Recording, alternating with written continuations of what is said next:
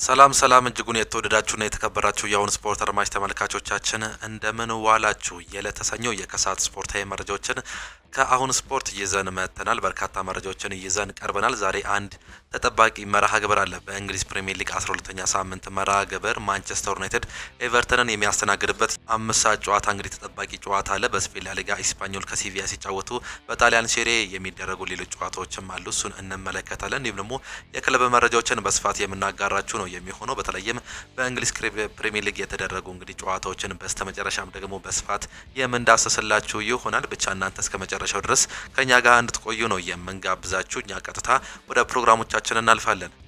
ዛሬ የሚደረግ ወሳኝ ጨዋታ አለ። ማንቸስተር ዩናይትድ በሜዳውና በደጋፊዎች ፊት ኤቨርተንን የሚያስተናግድበት የምሽት 5 ሰዓት ተጠባቂ ጨዋታ ነው። በዚህ ጨዋታ እንግዲህ ማንቸስተር ዩናይትድ የሚያሸንፍ ከሆነ እስከ 4ኛ ደረጃ ላይ የመምጣት ከፍተኛ እድልም አለው። በጨዋታው ላይ እንግዲህ እንደ ሊሳንድሮ ማርቲኔዝ፣ ኮቢ ማይን የመሳሰሉ ተጫዋቾች ይኖራሉ ተብሎም ይጠበቃል። ምንም እንኳን ጉዳት ላይ የነበሩ ቢሆንም በዛሬው ጨዋታ ላይ ግን ይገኛሉ ሲሉ አሰልጣኙ መናገራቸው ነው እየተገለጸ የሚገኘው። አሰልጣኝ ሩበን አሞሪም ከአሰልጣኝ ዴቪድ ሞይስ ጋር የሚፋጠጡም ይሆናል። በተለይም አሰልጣኝ ዴቪድ ሞይስ የቀድሞ የማንቸስተር ዩናይትድ ኮች የነበሩት ፈርጉሰን እየለቀቁ ጊዜ እንግዲህ አልጋ ወራሽ ሆነው ወደ ማንቸስተር ዩናይትድ መምጣት ችለው ነበር። ነገር ግን ሳይሳካላቸው ነው ከማንቸስተር ዩናይትድ እንዲሁ መልቀቅ እየቻሉት። ዛሬ የቀድሞ ክለባቸውን ኤቨርተንን ይዘው ነው ዳግም እንግዲህ ወደ ኦልድ ትራፎርድ በመምጣት ጨዋታቸውን የሚያደርጉት። ማንቸስተር ዩናይትድ ምሽት በኦልድ ትራፎርድ በሜዳው ነው ይህን ጨዋታ የሚያደርገው። 96 ጊዜ ኤቨርተንን አሸንፏል ማንቸስተር ዩናይትድ። 68ቱን ደግሞ ኤቨርተን ያሸነፈ ሲሆን 51ዱን በአቻ ውጤት ነው ማጠናቀቅም እየቻሉት። አምና በዚህው ስቴዲየም በተደረገ ጨዋታ 2-2 መጠናቀቁን እናስታውሳለን። በተለይም እንግዲህ በሁለቱም በደርሶ መልስ ጨዋታ 2-2 በሆነ ውጤት ነበር ማጠናቀቅም እየቻሉት። ሁለቱንም ጨዋታ ማንቸስተር ዩናይትድ ሲመራ ቆይቶ አቻ የወጣበትም ጨዋታ ነበር። በዚህ ዓመት ግን ማንቸስተር ዩናይትድ በዚህ ሰዓት በተለይም እየተሻሻለም ይገኛል። በዛሬው ጨዋታ ላይ ምናልባትም እንግዲህ ቤንጃሚን ሴስኮ፣ ሃሪ ማጉዌር በጉዳት ምክንያት አይገኙም የተባለ ሲሆን ኮቢ ማይኖ ግን ምናልባት የመገኘት እድሉ ሰፊ ነው። ሊሳንድሮ ማርቲኔዝም ከበርካታ ጊዜያት በኋላ እንግዲህ ወደ ሜዳ የሚመለስበት ጨዋታ እንደሆነ እየተጠበቀ ይገኛል። ማቲያስ ኩኛ ምንም እንኳን ጉዳት አጋጠመው ቢባልም በዛሬው ጨዋታ ላይ የመገኘት እድሉ ሰፊ እንደሆነ ነው እየተገለጸ የሚገኘው። በኤቨርተን በኩል ጃራርድ ብሬዝዋይት በጉዳት ምክንያት የማይገኝም ተጫዋች ነው። እንዲሁም ደግሞ ሮሁል በጉዳት ምክንያት ሌላኛው የማይገኝም ተጫዋች ነው። እንዲሁ ዛሬ ብሪያን ቤሞ እንግዲህ የጨዋታው ልዩነት ፈጣሪ ተብሎም ይጠበቃል። በዚህ ዓመት በ11 ጨዋታዎች 5 ጎልና 1 አሲስት ያስመዘገበም ተጫዋች ነው። ብሩኖ ፈርናንዴዝ 3 አሲስትና 2 ጎሎችን ያስቆጠረ ሲሆን ካርሎስ ካሴሚሮ እያሸበረቀ የሚገኘው ይህ ብራዚላዊ ተጫዋች 3 ጎልና 1 አሲስትም አስመዝግቧል። ኒዲዬ በኤቨርተን በኩል 4 ጎልና 1 አሲስት ያስመዘገበ ሲሆን ጃክ ግሪሊሽ 4 አሲስትና 1 ጎልም አለው። የዛሬው ጨዋታ እንግዲህ የምሽቱን ጨዋታ እንድታዩን ጋብዛችኋለን። እንዲሁም ደግሞ ግምታችሁን ኮመንት ቦክስ ላይ ልታጋሩንም ትችላላችሁ። ሌሎች ጨዋታዎችን ስንመለከት በስፔን ላ ሊጋ ኢስፓኞል ከሲቪያ ጋር የሚያደርጉት ጨዋታ ይጠበቃል። ቶሪኖ ኮኮሞ እንዲሁ በጣሊያን ሴሪ ይጫወታሉ። ሳሶሎም ከፒሳ የሚጫወት የጣሊያን ሴሪ ተጠባቂ ጨዋታዎችም ናቸው። በትላንትናው ጨዋታ ላይ ኤብሬቼ ኤዜ የመጀመሪያውን ሃትሪክ በእንግሊዝ ፕሪሚየር ሊግም መስራትም ችሏል። የጨዋታውም ኮከብ ሆኖ አምሽቷል። ሊያንድሮ ትሮዛርድም ለመድፈኞቹ የቀዳሚነቱን ግብ ያስቆጠረ ተጫዋችም ነው። ሚኬል አርቴታ ከጨዋታው በኋላ ለተነሱ ጥያቄዎች ምላሽም ሰጥተው ነበር። ጨዋታው እንዴት አገኘው ተብለው ለተጠየቁት ጥያቄ እንግዲህ ለእኛ ትልቅ ቀንም ነበር፣ እያንዳንዱን የጨዋታ ደቂቃ ተዝናንቼበታለሁ ሲሉም ገልጿል። ከኢንተርናሽናል ጨዋታ መልስ ተጫዋቾቼ በድጋሚ አብረው ለመሰባሰብ ያላቸውን ፍላጎት እንዲሁም ደግሞ ለጨዋታው የሰጡት ክብደት እንዲሁም የዝግጅቱን ስሜት በሚገባ እንዲሰማኝ አድርገዋል። ለዚህ ታላቅ ጨዋታ ከወትሮ በተሻለ መልኩ ነበር ዝግጅት ያደረጉት። እናም ይህንን ዝግጅት ከደጋፊዎች ድጋፍ ጋር አብረህ በማጣመር የተሻለ ነገር ማሳየት ችለናል ሲሉም ገልጿል። በመካከላችን ትልቅ ልዩነትም ነበር። ከቡድን ስራ ባሻገር እያንዳንዱ ጨዋታ በግል ያሳየነው ብቃት እጅግ በጣም አስደናቂም ነበር። የጨዋታ ክፍለ ጊዜ በሚገባ ተቆጣጥሮት ነበር። እናም በሰሜን ለንደን ደርቢ ልታስታውሰው የምንችለውን ነገር አኑሮናል። ምክንያቱም ሁልጊዜ ይህንን ደርቢ 4-1 ላታሸነፍ ትችላለህ። ይህ ለኛ ትልቅ እድል ነው። ከዛም አልፎ ደጋፊዎችን በሚገባ አኩርተናል ሲሉ አሰልጣኙ መናገራቸውን ነው የተመለከት ነው። ጣሊያናዊው ዳኛ ማርኮ ዲጋ ረቡዕ ዕለት በአርሰናል ነው ባየር ሙኒክ መካከል የሚደረገውን የአውሮፓ ቻምፒየንስ ሊግ እንዲመሩት መሾማቸው እንዲሁ እየተገለጸም ይገኛል። አርሰናል እንግዲህ ቀጣይ ጨዋታቸውም ከባድ ጨዋታ እንደሆነም ይታወቃል። በተለይም በዚህ ዓመት ሽንፈት ያላስተናግደውን ባየር ሙኒክን እንዲሁ የሚያስተናግዱም ይሆናሉ። እነዚህ ሁለቱ ክለቦች እንግዲህ በአውሮፓ ቻምፒየንስ ሊግ ምንም አይነት ሽንፈት ያላስተናግዱ ሁለቱም ክለቦች ናቸው፣ አርሰናል እንዲሁም ደግሞ ባየር ሙኒክ። ይህ ጨዋታ ምናልባትም ከሁለት አንዱ የሚያሸንፍ ከሆነ እንግዲህ የነጥብ ልዩነታቸውን ከፍ በማድረግ ወይም ደግሞ ልዩነታቸውን በመፍጠር በአንደኛነት መምራትም ይችላሉ። ይህን ጨዋታ እንግዲህ ሮብ ዕለት የምንመለከት ይሆናል ምሽት 5 ሰዓት ላይ። አሰልጣኝ ሩበን አሞሪም ማዕበሉ አላለፈም፣ በቅርብ እንዳለ ይሰማኛል ሲሉም ገልጿል። የማንቸስተር ዩናይትድ አሰልጣኝ ሩበን አሞሪም በቡድናቸው ውስጥ መጥፎ ጊዜ አብቅቷል ማለት እንደማይፈልጉ ነው እየገለጹ የሚገኙት። ማዕበሉ አብቅቷል ማለት አልፈለገም ሲሉ የተናገሩት አሰልጣኝ ሩበን አሞሪም አሁን ድረስ ሊሰማኝ እንደሚችል ደግሞ በቅርበት እንዳለ ይሰማኛል በማለት መግለጻቸውንም ተመለከትን። በፕሪሚየር ሊጉ ሁሉም ነገር በፍጥነት ሊሆን ይችላል፣ ምክንያቱም የትኛውም ቡድን የትኛውም ጨዋታ ማሸነፍ ይችላል ሲሉ አሰልጣኝ ሩበን አሞሪምም ተናግሯል። የሊጉ ግርጌ ያሉ ክለቦች ካየናቸው በርካታ ነጥብ ሰብስበዋል የሚሉት አሰልጣኙ ሁሉም በፍጥነት ሊለወጥ ይችላል፣ ስለዚህ ማዕበሉ አላለፈም፣ ይህን ነገር ዝግጁ መሆን አለብን ሲሉ ነው የተናገሩት። አሁን ላይ የትኛውን ማዕበል ለመጋፈጥ በተቻለ ዝግጁ ነን፣ ስለዚህ በእያንዳንዱ ጨዋታ መፋለማችንን መቀጠል አለብን ሲሉ ተናግሯል። ማንቸስተር ዩናይትድ ዛሬ ምሽት 5 ሰዓት ላይ እንግዲህ ከኤቨርተን ጋር የሚያደርጉት ጨዋታ ተጠባቂም ጨዋታ ነው። የወቅቱ የፕሪሚየር ሊግ አሸናፊ ሊቨርፑል ከ12 ጨዋታዎች በኋላ ከሊጉ መሪ አርሰናል በ11 ነጥቦች በአሁኑ ሰዓት ላይ ርቆም ይገኛል። በታሪክ አጋጣሚ 5 ጊዜ ቡድኖች 12ኛ ሳምንት ላይ ከመሪው በ6 ነጥብ ወይም ደግሞ ከዚያ በላይ ርቀው የነበረ ቢሆንም ነጥቡን ቀልብሰው ሊጉንም አሸንፈዋል። እነማን ይህንን አሳኩ የሚለውን ስንመለከት ማንቸስተር ዩናይትድ በ1996/97 ከ8 ነጥብ ልዩነት በመቀልበስ እንግዲህ ማሸነፍም ችሏል። እንዲሁ ደግሞ በ2002/3 ላይ እንዲሁ ታሪክ የሰራም ክለብ ነው በ8 ነጥብ ልዩነት ሲመራ ቆይቶ ይህንንም እንግዲህ መስራት የቻለው ማንቸስተር ዩናይትድ ነው። በ1992/93 በ6 ነጥብ ልዩነት ሲመራ ቆይቶ ማንቸስተር ዩናይትድ እንዲሁ የሊጉ ሻምፒዮን መሆን የቻለበትም አጋጣሚ እናስታውሳለን። አርሰናልም እንዲሁ በ2001/2 ላይ በ6 ነጥብ ልዩነት ሲመራ ቆይቶ ማለትም እንግዲህ ዘቅ ብሎ እንዲሁ ሊጉን ያሸነፈበትም አጋጣሚ ይታወሳል። ማንቸስተር ሲቲ በ2013/14 በ6 ነጥብ ልዩነት ሲመራ ቆይቶ እንዲሁ ያሸነፈበትም አጋጣሚ አለ። በሊጉ ታሪክ 12ኛ ሳምንት ላይ ከሊጉ መሪ 11 ነጥብ የራቀ ቡድን ውጤን ቀብሶ ዋንጫውን በልቶም አያውቅም። ይህም እንግዲህ ሊቨርፑሎች ይህንን ነገር እንግዲህ የመቀልበስ ታሪክ ይኖራቸው ወይም ደግሞ የራሳቸውን ታሪክ ይፈጥሩ ይሆነ ወይስ ደግሞ አሁንም በማዕበል ውስጥ ይቆዩ ይሆን የሚለው በርካቶቹ የሚያነሱትም ጉዳይ ነው። ሊቨርፑል ለኢብራሂማ ኮናቴ አዲስ ኮንትራት ቢያቀርብም እስካሁን ምላሽ አልሰጠም ሲል ካች ኤንድ ኦፍ ሳይድ እየዘገበም ይገኛል። ተጫዋቹ በአሁኑ ሰዓት ላይ ወደ ሎስ ብላንኮቹ ወደ ሪያል ማድሪድ የመሄድ ፍላጎትም አለው። በተለይም በክረምት የዝውውር መስኮት እንደ ትሬንት አሌክሳንደር አርኖልድ ሁሉ ኢብራሂማ ኮናቴ በኦስማን ሕግ መሰረት እንግዲህ በነፃ የመሄድ እድልም አለው። አሁንም ቢሆን እነዚህ ሁለቱ ክለቦች ወይም ደግሞ አካላት እየተስማሙ አይደሉም ሲል ነው እየተገለጸ የሚገኘው።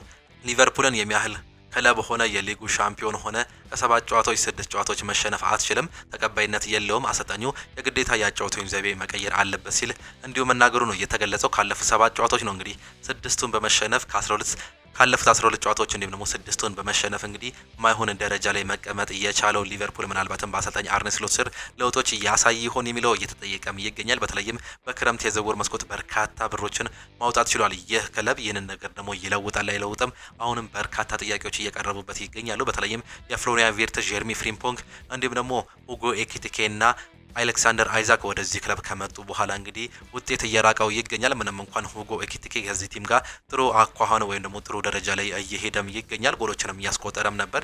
ነገር ግን የፍሎሪያን ቪርትዝ እና በተለይም የአሌክሳንደር አይዛክ ጎል አለማስቆጠር፣ አሲስት አለማድረግ በእንግሊዝ ፕሪሚየር ሊግ እንግዲህ በርካቶቹ እንዲሁ ቅሬታን እያቀረቡም ይገኛሉ። እነዚህ ሁለቱ ክለቦች እንግዲህ በእንግሊዝ ፕሪሚየር ሊግ ታሪክ ከፍተኛ ገንዘብ የወጣባቸውም ተጫዋቾች ናቸው። በስተመጨረሻም እንግዲህ የአውሮፓ ታላላቅ ሊጎችን ለመመልከት ያህል በዚህ ሳምንት እንግዲህ የተደረጉ ተጠባቂ ጨዋታዎችም ነበሩ። ከቅዳሜ ጀምሮ እንግዲህ እስከ ዛሬ ድረስ የሚደረጉ ጨዋታዎች አሉ። በእንግሊዝ ፕሪሚየር ሊግ ቅዳሜ ዕለት ከጀመረው ከቀን 9 ሰዓት ተኩል ጀምሮ ጨዋታ ስንመለከት ቀን 9 ሰዓት ተኩል ላይ ቼልሲ ከበርንሌ ጋር ያደረገውን የሜዳ ውጪ ጨዋታ እንግዲህ በማሸነፍ ሁለተኛ ደረጃ ላይ መምጣቱን እናስታውሳለን። ቼልሲ በጨዋታው ላይ በፔድሮ ኔቶ እንዲሁም ደግሞ በኤንዞ ፈርናንዴዝ ነው ጎል አስቆጥረው ማሸነፍም እየቻሉት። በዚህ ዓመት እንግዲህ ኮንሲስተንስ የሆነ አቋም ማሳየት ያልቻለው ቼልሲ ጥሩ ሰዓት ላይ እንግዲህ በሁለተኛ ደረጃነት መምጣትም ችሏል። ከአርሰናል ጋር ያለው የነጥብ ልዩነት 6 መድረሱን ነው የተመለከትነው። ይህም እንግዲህ ሌላኛው የለንደን ክለብ እንዲሁ ወደ ፉክክር ውስጥ መግባቱን እንዲሁ ያመላክተናል። አሰልጣኝ ኤንዞ ማሬስካ በዚህ ዓመት እንግዲህ ጥሩ ደረጃን ይዘን ማጠናቀቅ እንፈልጋለን እንዲሁም ደግሞ ሻምፒዮን መሆን የምንችልበትም እድል አለ ሲሉ ከዚህ በፊትም ገልጸውም ነበር። ቼልሲ በታላላቆቹ እንዲሁም ደግሞ በታዳጊዎቹ እየተመራ እንግዲህ በዚህ ዓመት ጥሩ ደረጃ ላይ አሁን መቀመጥም ችሏል። በዚህ ሳምንትም 2-0 ያሸነፈበት ጨዋታም ይጠበቃል። ሌላኛው 12 ሰዓት ላይ የተደረጉ ጨዋታዎችም ነበሩ። ከዚህ መካከል ወልቨርሃምፕተን ከክሪስታል ፓላስ ጋር ያደረገውን ጨዋታ በሜዳውና በደጋፊዎች ፊት 2-0 የተሸነፈበትም ሌላኛው ጨዋታ ነው። ወልቨርሃምፕተን በዚህ ዓመት እንግዲህ ምንም ጨዋታ ማሸነፍም አልቻለም። ይህም እንግዲህ ዘወረስጥ የሚያስብለውን ደረጃም ይዟል። 20ኛ ደረጃ ላይ ነው መቀመጥም የቻለው። በዚህ ሳምንትም በዳሊሚል ሙኖዝ ወይም ደግሞ የኤርሚ ፒኖ ጎሎች እንግዲህ 2-0 በሜዳቸውና በደጋፊዎች ፊት በሞሊኒክስ መሸነፋቸው ነው እንዲሁ ያስመለከተን። በጨዋታው ላይ ክሪስ ሪቻርድስ በጉዳት ምክንያት እንዲሁ የወጣበትም አጋጣሚም ነበር። ክሪስታል ፓላስ አሁንም ቢሆን እንግዲህ በጥሩ መንቀሳቀስ ላይም ይገኛሉ። ሌላኛው ተጠባቂ የሆነው የአንፊልድን ጨዋታም ነበር። ሊቨርፑል ከኖቲንጋም ፎረስት ጋር ባደረጉት ጨዋታ እንግዲህ ፍራስትሬት ያደረገበትን ጨዋታ አስመልክቶናል። በአንፊልድ ሮድ ስቴዲየም ሊቨርፑል በሜዳውና በደጋፊዎች ፊት በዚህ ዓመት እየተቸገረ ከሚገኘው ሶስተኛ አሰልጣኝ መቅጠር ከቻለው ከኖቲንጋም ፎረስት ጋር ያደረገውን ጨዋታ 3-0 በሆነ ውጤት ተሸንፈውም ነበር። ኖቲንጋም ፎረስት በዚህ ዓመት በአሰልጣኝ ኑኖ ስፒሪቶ ሳንቶ ነበር መጀመር የቻሉት ነገር ግን ከዋና አካላት ጋር አለመስማማታቸውን ተከትሎ እንግዲህ መውጣታቸውን እናስታውሳለን። ከዛ በኋላ የቀድሞ የቶተንሃም አሰልጣኝ የነበሩት አንጌ ፖስቴኮግሉ ወደዚህ ቲም መጥተውም ነበር። 39 ቀን ብቻ ነው ግን እዚህ ቲም ውስጥ መቆየትም የቻሉት። አንድ ጨዋታ እንኳን ሳያሸንፉ እንዲሁ መባረርም ችሏል። ኖቲንጋም ፎረስት ግን በአሁኑ ሰዓት ላይ አሰልጣኝ ሾን ዳይሸን ካመጡ በኋላ 2 ተከታታይ ድል ማስመዝገብ የቻሉበትን አጋጣሚ እንዲሁ በቅዳሜ ዕለት እንዲሁ ያስመሰከሩንበትም ጨዋታም ነበር። ፍራስትሬት ያደረገው ሊቨርፑል እንግዲህ በኖቲንጋም ፎረስት 3-0 ሲሸነፍ ሙሪሎ ሳቮና እንዲሁም ደግሞ ሞርጋን ጊብስ ዋይት ናቸው ሶስቱንም ጎሎች እንግዲህ ማስቆጠር እየቻሉት። በኳስ መቆጣጠር ረገድ እጅግ በጣም እየተሻሉ ነበሩ ማለት ይቻላል ሊቨርፑሎች። ነገር ግን በጌም ማኔጅመንት እንግዲህ ኖቲንጋም ፎረስት እጅግ በጣም እየተሻሉ እንዲሁም ደግሞ ጨዋታውን እንደፈለጉ ሲቆጣጠሩት እንደነበር እንዲሁ ያመሸነበት የቅዳሜው ጨዋታ እንዲሁ በርካቶቹም ያነሳሉ። በጨዋታው ላይ የአሰልጣኝ ሾን ዳይሽ ቲም እንግዲህ ምን ያህል የተጣራ እንዲሁም ደግሞ እጅግ በጣም የተሻለ ቲም እንደነበር በዛ ጨዋታ ላይ አሳይቶናል። ወይም ደግሞ የሊቨርፑል ብዙ ክፍተቶችን ያሳየበት አጋጣሚ እንደነበር በርካቶቹም ያነሳሉ። በተለይም በዚህ ዓመት በ10 ቁጥር ወይም ደግሞ ለአጥቂ ቅርብ ሆነው አቅጣጫ ላይ እንግዲህ ሊቨርፑል እየተቸገረም ይገኛል። በጨዋታው ላይ ከርቲስ ጆንሰን ነው በዛ ቦታ ላይ መጠቀምም የቻለው። በተለይም ዶሚኒክ ሶቦዝ ላይ እንግዲህ በክንፍ የተከላካይ ስፍራ ቦታ ላይ መግባቱን ተከትሎ እንግዲህ ክሬቲቪቲ ማጣታቸውን በጨዋታው ላይ ያስመዘገበው እንዲሁም ደግሞ ያስተዋልነውም ጉዳይ ነው። በዚህ ዓመት እጅግ በጣም ጥሩ ከሚባሉ ተጫዋቾች መካከል እንግዲህ ዶሚኒክ ሶቦዝ ላይ ሊቨርፑል ብቸኛ የሚጠቀስ ተጫዋች እንደሆነ በርካቶቹም ያነሳሉ። በዛ ጨዋታ ላይም እንግዲህ ግዴታ በተለይም ኮነር ብራድሌ እንዲሁም ደግሞ በዚህ ዓመት መፈረም የቻለው የጀርሚ ፍሪምቦንግ ጉዳትን ተከትሎ እየተጫዋች በዛ ቦታ ላይ መሰለፍም ችሏል። ከርቲስ ጆንስ ለአሌክሳንደር ኢዛክ የቀረበ ተጫዋችም ነበር። ነገር ግን በክሬቲቪቲ እጅግ በጣም ሲቸገሩም ተመልክተናል። አምራ ምርጥ የነበረው ሙሐመድ ሳላም እንዲሁ በዚህ ዓመት እንግዲህ ፍራስትሬት እያደረገ ያለ ሌላኛው ተጫዋች መሆኑ ነው የተመለከትነው። ኮዲ ጋክፖም እንዲሁ ኮንሲስተንስ ያልሆነ ተጫዋች ነው። በጨዋታው ላይ እንግዲህ ኖቲንጋም ፎረስቶች እጅግ በጣም እየተሻሉም ነበሩ። በተለይም እንግዲህ በዚህ ዓመት በርካቶቹ የሚፈልጉት ኤሊዮት አንደርሰን በጨዋታው ላይ ምን ያህል ድንቅ ተጫዋች እንደነበር እንዲሁ ተመልክተናል። በተለይም በአማካይ ስፍራ ላይ የነበሩት ኤሊዮት አንደርሰን፣ ሞርጋን ጊብስ ዋይት እንዲሁም ደግሞ ሳንጋሬ እጅግ በጣም የተሻሉ ምርጥ ተጫዋቾች እንደነበሩ በጨዋታው ላይ እንዲሁ ያስመሰከሩም ተጫዋቾችም ናቸው። በቀዳሚው ጨዋታም እንግዲህ ማሸነፋቸውን ተከትሎ ሊቨርፑል ወደ 11ኛ ደረጃነት ዝቅ ያለበትን አጋጣሚ ነው እንዲሁ በጨዋታው ላይ ያስመለከተን። አሰልጣኝ ኤንዞ ማሬስካ ይህ እኔን ነው የሚመለከተው፣ እኔ ነው የምጠየቅበት፣ እንዲሁም ደግሞ ማስተካከል ያለብኝም እኔ ነኝ፣ ሁሉንም ኃላፊነት ወስዳለሁ ሲሉ ከጨዋታው በኋላ መናገራቸውንም ተመለከትን። ካፕቴን ቨርጂል ቫን ዳይክም በዚህ ሰዓት መናገር ስላለብኝ ብቻ ነው የምናገረው፣ ነገር ግን መናገር ያለብን ሰዓት አይደለም፣ ብዙ ነገሮችን መለወጥ አለብን፣ ብዙ ስህተቶችን እየሰራን እንገኛለን፣ በትናንሽ ስህተቶች ምክንያት ነው ጎል እየተቆጠረብን ያለው ሲል እንዲሁ መግለጹንም ነው የተመለከትነው። ሊቨርፑል እንግዲህ በዚህ ዓመት ይህንን ካለፉት 12 ጨዋታዎች 6ቱን የተሸነፈውን እንዲሁም ደግሞ ካለፉት 7 ጨዋታዎች 6ቱን የተሸነፈውን ሊቨርፑል በሚቀጥሉት ጊዜያት ያንሰራራ ይሆን? አብረን የምንመለከተው ይሆናል። ሌላኛው በተመሳሳይ ፉላም ከሰንደርላንድ ያደረጉትን ጨዋታ ፉላም 1-0 ማሸነፍም ችሏል። ብራይተን ኤንድ ሆቭ አልቢዮን ከብሬንትፎርድ ጋር ያደረጉትን ጨዋታ እንግዲህ ብራይተን ኤንድ ሆቭ አልቢዮን 2-1 በሆነ ውጤት ማሸነፍ የቻለበትም ውጤትም ነበር። በርንሞዝ ከዌስትሃም ጋር ያደረገውን የሜዳውን ጨዋታ እንግዲህ 2-2 ማጠናቀቅም ችሏል። በርንሞዝ ፍጹም የጨዋታ የበላይነት ነበረው። ብዙ ሙከራዎችን ማድረግ ቢችልም እንግዲህ 1 ነጥብ ብቻ ነው በሜዳው ማሳካተም የቻለው። እጅግ በጣም እድለኛ አልነበረም ማለትም ይቻላል። ሌላኛው በርካቶቹ እንግዲህ በዚህ ሳምንት ምናልባትም ድንቅ ጨዋታ አየነበት የሚሉት የኒውካስል ዩናይትድ እና የማንቸስተር ሲቲ ጨዋታም ነበር። ኒውካስል ዩናይትድ በሜዳውና በደጋፊዎቹ ፊት በሴንት ጄምስ ፓርክ ስቴዲየም ማንቸስተር ሲቲን አስተናግዶ 2-1 ያሸነፈበት ጨዋታ እንግዲህ በጨዋታ ረገድ እጅግ በጣም ተመልካች ማራኪ የነበረ እንደሆነ ሁሉም ያረጋገጡለታል። ይህንን ጨዋታ በመጀመሪያው አጋማሽ ምንም ጎል ባይቆጠርበትም ብዙ ሙከራዎችም ተደርገው ነበር በማንቸስተር ሲቲ በኩል እንዲሁም በኒውካስል በኩል እንደ ፊል ፎደን ያሉ ተጫዋቾች እንግዲህ ብዙ ሙከራዎችን አድርገውም ነበር በማንቸስተር ሲቲ በኩል። በኒውካስል ዩናይትድ በኩል ደግሞ አዲሱ ፈራሚ ኒኮል ተማዴ እንዲሁ ብዙ አጋጣሚዎችን ያገኘበት ነገር ግን ዣንሉጂ ዶናሩማ እጅግ በጣም ድንቅ ሆኖ ያመሸበት ማንቸስተር ሲቲ 2 ጎልና ከዛ በላይ እንዳይቆጠርበት ያደረገበት አጋጣሚ እንዲሁ ያስመለከተንም ጨዋታ ነው። 3ቱም ጎሎች የተቆጠሩት በሁለተኛው አጋማሽም ነበር። ሃርቬ ባርነስ ሁለቱንም ጎሎች ማስቆጠርም ችሏል። ሩበን ዲያዝ ብቸኛዋን ጎል ለማንቸስተር ሲቲም ያስቆጠረም ተጫዋችም ነበር። ሴንት ጄምስ ፓርክ ስቴዲየም እጅግ በጣም ደምቆ ነበር በዛ ጊዜ ማሳለፍም የቻለው። ሉዊስ ሃል በጉዳት ምክንያት በ76ኛው ደቂቃ ላይ እንዲሁ በኒውካስል ዩናይትድ በኩል የተመለከትነውም ጉዳይ ነው። አሰልጣኝ ፔፕ ጋርዲዮላ ምንም ማለትም አልችልም። ኒውካስል ዩናይትዶች እጅግ በጣም ድንቅ ነበሩ። በተለይም እንግዲህ በሳውዲ እጅ ከገባ በኋላ በጣም ጥሩ ለውጦችን እያሳዩም ይገኛሉ። ይህ ጥሩ ነው ሲሉ እንዲሁ ሀሳብ መግለጻቸውን ነው የተመለከትነው። እንዲሁ ደግሞ ፔናልቲ ተሽሮባቸዋል። ይህንን ምን ትላላችሁ ተብሎ ተጠይቆ ነበር አሰልጣኝ ፔፕ ጋርዲዮላ ከጨዋታው በኋላ ሲናገሩ ስለ ፔናልቲ ምንም ማውራበት ጊዜ አይደለም። ከዛ በፊት ብዙ ጎሎችን ማስቆጠር እንችል ነበር። በፔናልቲ ሰበብ ማድረግ አልፈልግም። ይህ ምንም ችግር ያመጣ ነገር የለውም ሲል ነው ሀሳባቸውን መስጠትም የቻሉት። አሰልጣኝ ኤዲ ሃውም እንግዲህ ከጨዋታው በኋላ ፔፕ ጋርዲዮላን ለማሸነፍ ብዙ ጊዜያትን ጠብቅ ያለው ሲሉም ገልጸውም ነበር። 19 ጨዋታዎች አድርገው በ19ኛው ጨዋታ ነው እንግዲህ ፔፕ ጋርዲዮላን ማሸነፍም የቻሉት። እጅግ በጣም ደስተኛ ነኝ ሲሉ ኤዲ ሃው መናገራቸውንም ተመለከተን። ማንቸስተር ሲቲ መሸነፉን ተከትሎ ሶስተኛ ደረጃ ላይ መቀመጡን ነው እየተመለከት ነው። ከመሪው አርሰናል በ7 ነጥብም ዝቅ ብሎ እንዲሁ ትላንትና የተደረጉ የእንግሊዝ ፕሪሚየር ሊግ ጨዋታዎችን ስንመለከት ሁለት ጨዋታዎች ትላንትናም ተደርገውም ነበር። በተለይም ሊድስ ዩናይትድ ከአስቶን ቪላ ጋር ባደረጉት ጨዋታ አስቶን ቪላ ከመመራት ተነስቶ ሁለት ጎሎችን በማስቆጠር እንግዲህ 2-1 ማሸነፍም ችሎ ነበር። በጨዋታው ኮከብ የነበረው ሞርጋን ሮጀርስ ሁለቱን ጎሎች ማስቆጠር ችሏል። ሊድስ ዩናይትድ በሉካስ ኒሜቻ ጎል እንግዲህ መምራት ቢችልም በተቆጠረባቸው በሁለተኛው አጋማሽ ሁለት ጎሎች እንግዲህ 2-1 ተሸንፈው መውጣት ችሏል በሜዳቸውና በደጋፊዎች ፊት። ሌላኛው ምሽት 1 ሰዓት ተኩል ላይ በርካቶቹ ሲጠብቁት የነበሩት የሰሜን ለንደን ደርቢ በአርሰናልና በቶተናም መካከል ተደርጎም ነበር።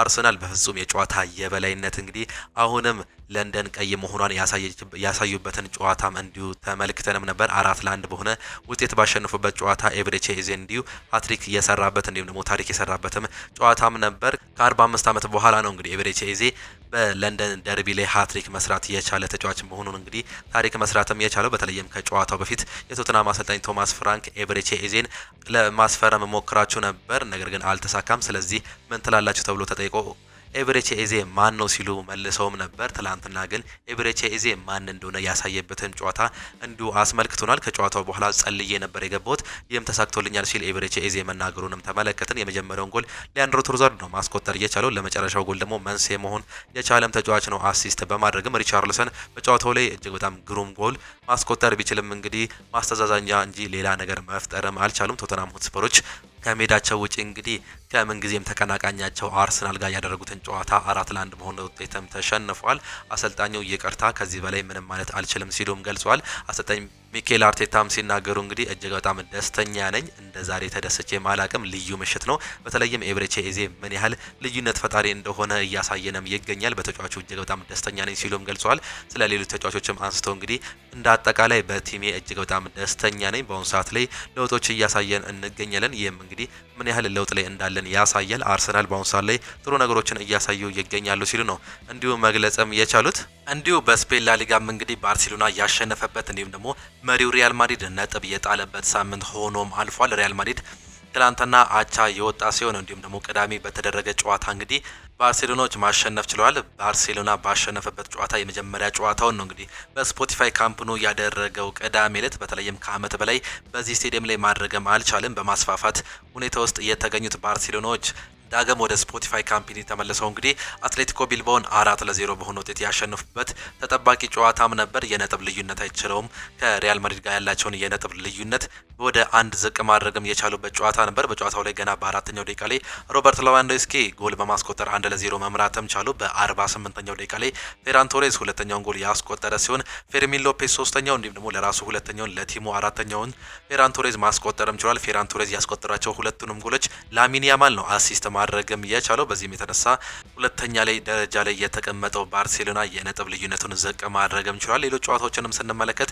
ዲፖርቲቮ አላቬዝ ከሴልታ ቪጎ ጋር ያደረገውን ጨዋታ 1-0 ተሸንፎም ነበር። ሪያል ሶሲዳድ ከሜዳቸው ውጪ ኦሳሱናን 3-1 ያሸነፉ ሲሆን ቪያሪያል ማዮርካን እንዲሁ 2-1 ያሸነፈበት የቅዳሜ ጨዋታም ነበር። ትላንትናም የተደረጉ በርካታ የስፔን ላሊጋ ጨዋታዎችም ነበሩ። ከነዚህ መካከል እንግዲህ ሪያል ኦቪዶ ከሪያል ቫይካኖ ጋር ያደረጉትን ጨዋታ 0-0 ያጠናቀቁ ሲሆን በሁለቱም በኩል አንዳንድ ቀይ ካርድም እንዲሁ ተመልክተንም ነበር። በአጠቃላይ ሁለት ቀይ ካርድ በተመለከትን ጨዋታ 0-0 ተለያይተዋል። ሪያል ቤቲስ ከዢሮና ጋር ያደረጉትን ጨዋታ አንዳቻ ያጠናቀቁ ሲሆን በስተመጨረሻ ደቂቃ ላይ የቀድሞ የማንቸስተር ዩናይትድ ተጫዋች የሆነው አንቶኒ በቀይ ካርድ የወጣበት ጨዋታም ነበር። ሄታፌ በሜዳውና በደጋፊዎች ፊት በአትሌቲኮ ዲ ማድሪድ 1-0 ተሸንፏል። ኤልቼ ከሪያል ማድሪድ ጋር ያደረጉትን ጨዋታ እንግዲህ ሪያል ማድሪድ ሁለት አቻ በሆነ ውጤት ነው ማጠናቀቅ እየቻለው። ትላንትና ነጥብ መጣሉን ተከትሎ እንግዲህ ከባርሴሎና ጋር ያለው የነጥብ ልዩነት አንድ ብቻ መሆንም ችሏል። ምንም እንኳን የሊጉ መሪ ቢሆንም እንግዲህ ነጥባቸው አሁን እጅግ በጣም እየጠበበም ይገኛል። በሪያል ማድሪድና በባርሴሎና መካከል ያለው ኢንሁይሰን እንዲሁም ደግሞ ጁድ ቤሊንጋም ናቸው ሁለቱን ጎሎች